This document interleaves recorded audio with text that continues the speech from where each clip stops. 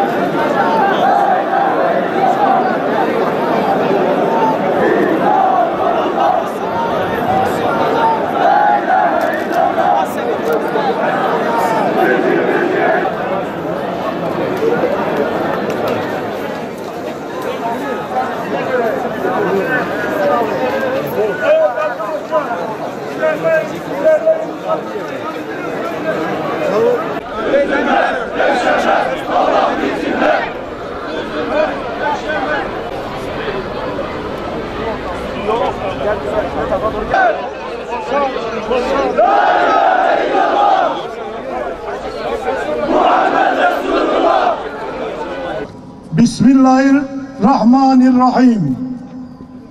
Zulmetmekte olanlar nasıl bir inkılaba uğrayıp devrileceklerini pek yakında bileceklerdir. Şuara 227. ayet. Tarihi darbelerle dolu Türkiye'de dün akşam maalesef yeni bir darbe girişimiyle daha karşı karşıya kaldık.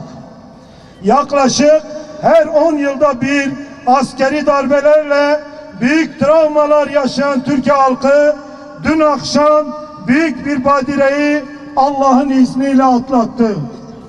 Dünden bugüne dünyada yaşanan tüm askeri darbelerin perde gerisinde başta ABD olmak üzere emperyalist devletlerin yer aldığı biliniyor.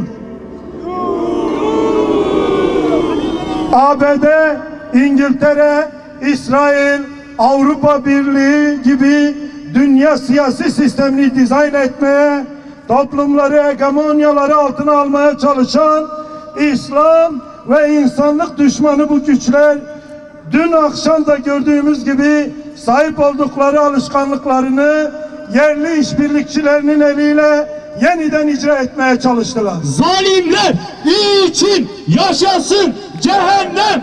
Zalimler için yaşasın cehennem! Zalimler için yaşasın cehennem! Zalimler için yaşasın cehennem!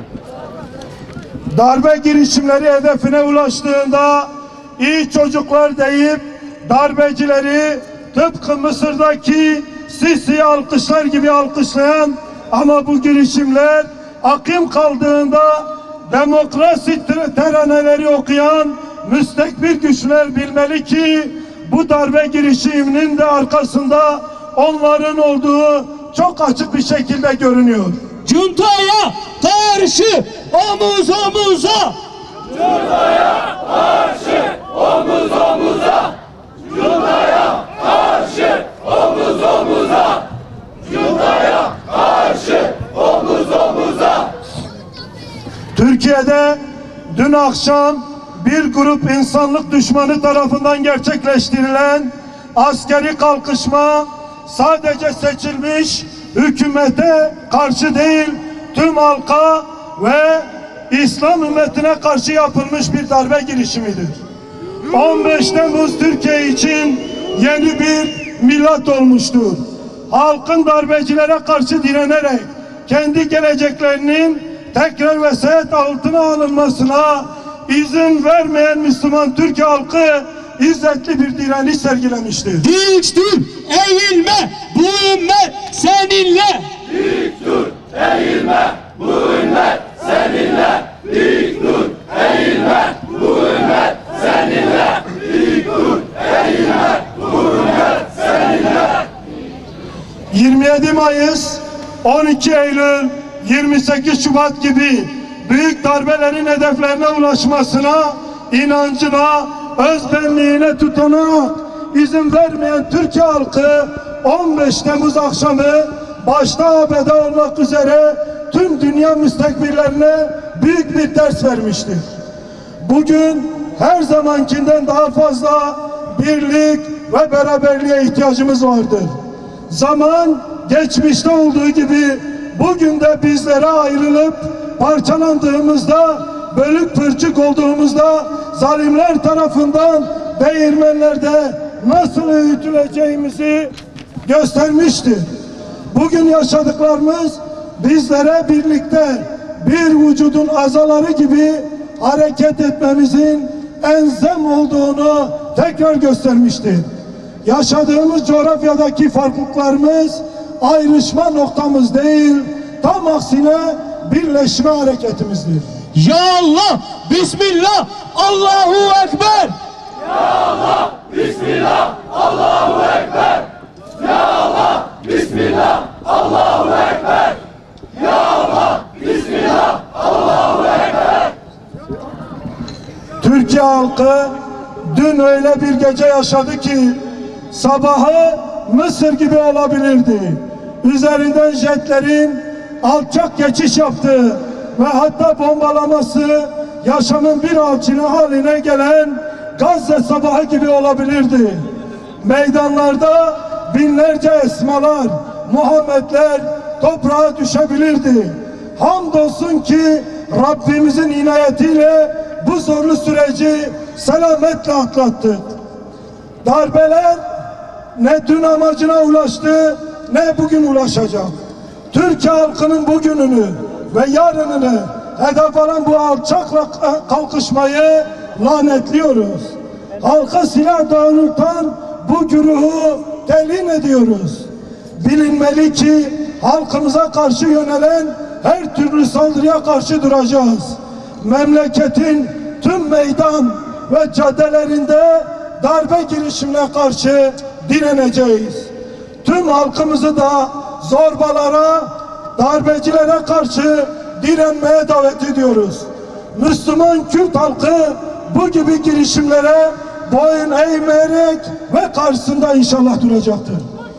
Darbelere geçit yok, iradene sahip çık. Darbelere geçit yok, iradene sahip çık. Darbelere geçit yok, iradene sahip çık. Darbelere geçit yok. İradene sahip çık. Darbelere geçit yok, iradene sahip çık. Darbelere geçit yok, iradene sahip çık. Darbelere geçit yok, iradene sahip çık. Şunu da biliyoruz ki bu darbe ve kalkışma hareketi başta Sayın Cumhurbaşkanımız olmak üzere tüm halka karşı yapılmak istenen bir eylemdir. Allah'ın izniyle Müslüman halkımız bu darbe girişimini boşa çıkaracaktır. Davanın sahibi tüm halkımızdır. Emperyalist uşaklar şunu iyi bilmelidir ki hakkın ve halkın sesi olmayan tüm eylemler bertaraf, rezil ve zelil olmaya mahkumdur.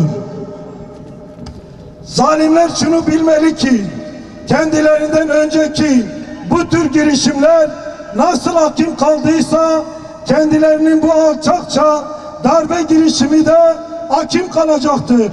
Ve hamdolsun kalmıştır. Zorbaları zillete boğan, onurlu direniş gösteren izzetli halkımız gasıplara geçit vermemiştir inşallah. Bu münasebetle söz konusu askeri kalkışmanın sonuçsuz kalmasında etkili olan halkımızı gösterdikleri tavır nedeniyle kutluyoruz. Bu onurlu tavrı gösterirken hayatını kaybeden halkımıza ise Allah'tan rahmet, yaralılara acil şifalar, yakınlara da sabrı cemil niyaz ediyoruz.